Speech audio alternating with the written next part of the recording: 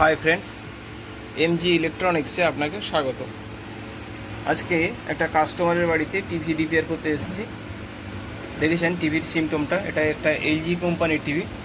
দেখুন টিভিটাতে লাইট খুব বেশি পরিমাণে হয়ে গেছে, লেখাগুলো খুব একটা স্পষ্ট আসছে না, খালি অল্প একটু একটু করে লেখাটা আসছে। আর নিচের দিকটা দেখুন লেখাগুলো সব টানা টানা হয়ে গেছে।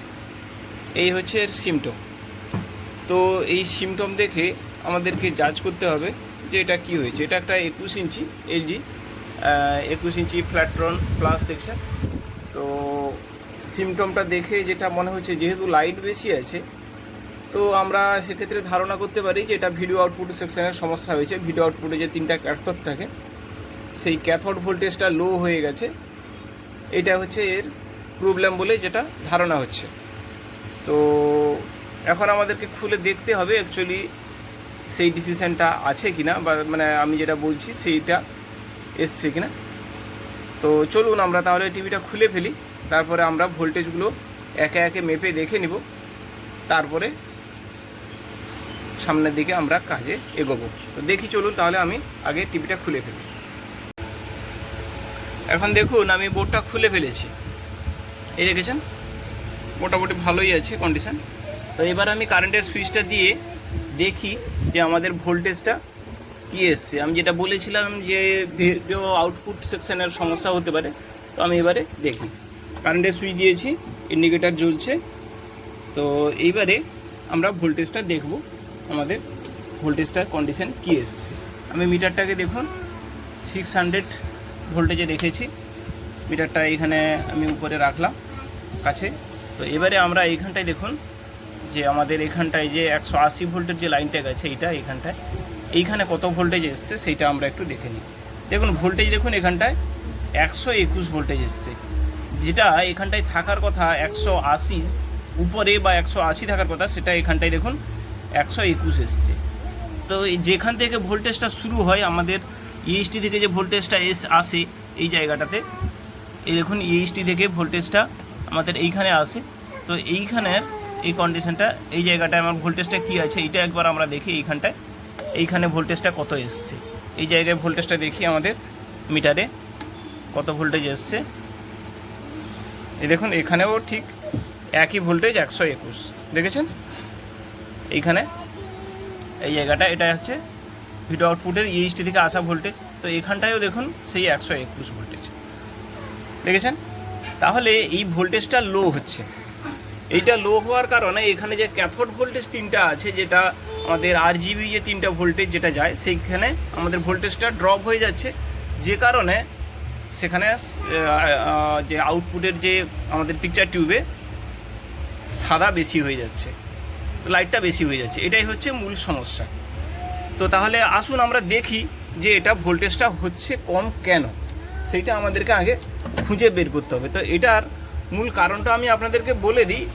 যারা পুরাতন টেকনিশিয়ান আছেন তারা হয়তো জানেন, কিন্তু নতুন টেকনিশিয়ান যারা, তাদেরকে আমি বলে দিই এই ঘটনাটা, যে এইখানে ক্যাপাসিটার থাকে, এইখানে একটা ক্যাপাসিটার থাকে, এই জায়গার এটা একটা ক্যাপাসিটার, এইটার যে একটা ক্যাপাসিটার থাকে এইখানে, এই ক্যাপাসিটার দেখুন এইখানে একটা ক্যাপাসিটার দেওয়া আছে, 250 ভোল্টের একটা ক্যাপাসিটার এই জায়গাটা থাকে।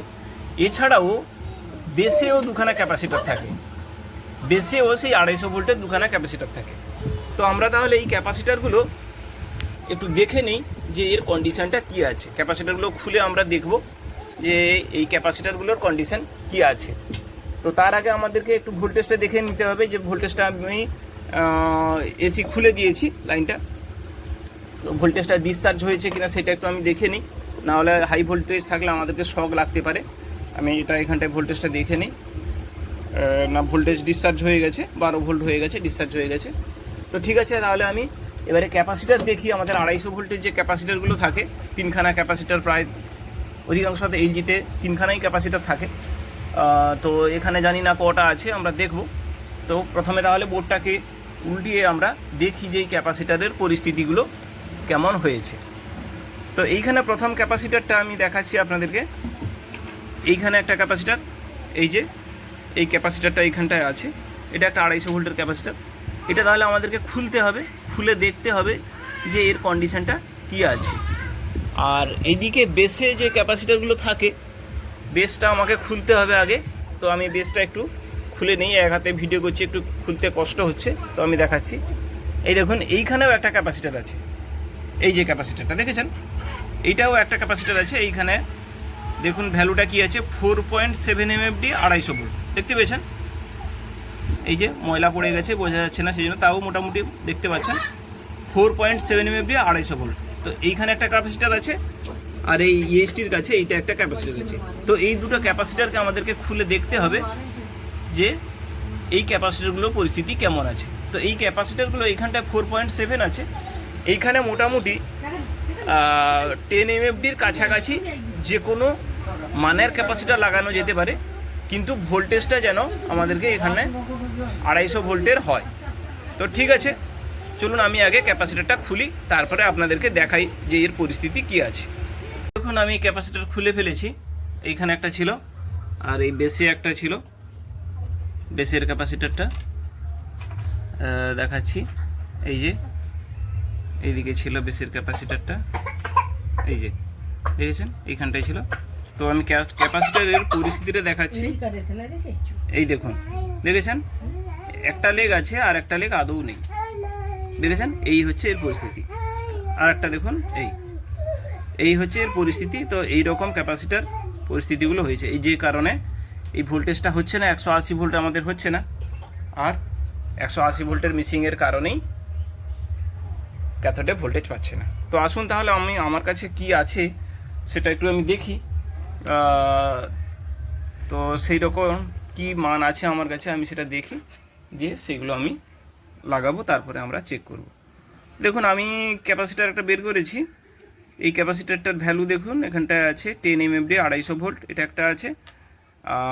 আর একটা ক্যাপাসিটার দেখি এখানে কী আছে, এটাও 10 MFD 250 ভোল্ট। তো দুটো 10 MFD 250 ভোল্ট পেয়েছি, আমার কাছে ছিল এগুলো। তো এখানে এটা লাগালেও কোনো সমস্যা নেই। তো ঠিক আছে, আমি এই ক্যাপাসিটার দুটো এখানে আগে ইনস্টল করি, তারপরে সাপ্লাই দিয়ে আপনাদেরকে দেখাচ্ছি যে আমাদের কাজটা সাকসেস কতটা হলো। তো ঠিক আছে, আমি আগে লাগিয়ে ফেলি, তারপরে দেখাচ্ছি। তো দেখুন আমি ক্যাপাসিটার দুটো ইনস্টল করে দিয়েছি, আর বেসটাও লাগিয়ে দিয়েছি, এখানে একটা ক্যাপাসিটার লাগিয়েছি। তো এবারে আমি সাপ্লাইটা দিয়ে দেখি আমাদের যেটা 180 ভোল্ট বা তার বেশি থাকার কথা সেখানটায় কত ভোল্টেজ এসছে। তো মিটারটাকে আমি কাছাকাছি রাখছি, আর নেগেটিভের পোর্টটা আমি লাগিয়ে দিয়েছি, আমাদের পিকচার টিউবে লাগিয়ে দিয়েছি, মিটারটাকে এইখানটায় রাখলাম। এবার আমি সাপ্লাইটা দিচ্ছি। তো সাপ্লাইটা এই দিয়ে দিলাম। এবারে আমরা দেখব আমাদের যে ভোল্টেজটা আসার কথা সেই ভোল্টেজটা 180 ভোল্টেজ এসছে কিনা। তো আসুন আমরা দেখে নিই। এই দেখুন এখানটায় এখন 195 ভোল্টেজ এসে গেছে। তো আমাদের ভোল্টেজটা যেটা 121 ভোল্ট ছিল সেটা এখন এখানটায় দেখুন 195 ভোল্টেজ এসে গেছে। তো তাহলে আমাদের ভোল্টেজটা এসে গেছে, আশা করছি তাহলে আমাদের পিকচারটাও ঠিকঠাক চলে আসবে। তো ঠিক আছে, আমি বোর্ডটাকে একটু ভিতরে লাগিয়ে দিই, কেননা এইখানটায় যে বসা হয়েছে অনেক, এই যে জায়গাটার বসা সেটাতে অনেক পেরে গেছে। তো সেই জন্য বোর্ডটা আগে ভিতরে ঢুকিয়ে দিব, তারপরে আমরা অডিও ভিডিও লাইনটা কানেক্ট করে দেখব যে আমাদের ছবিটা ঠিক হলো কি না। তো ঠিক আছে, আমি বোর্ডটা এবারে ঢুকাই, তারপরে দেখাচ্ছি যে ছবিটার কন্ডিশন কী এসছে।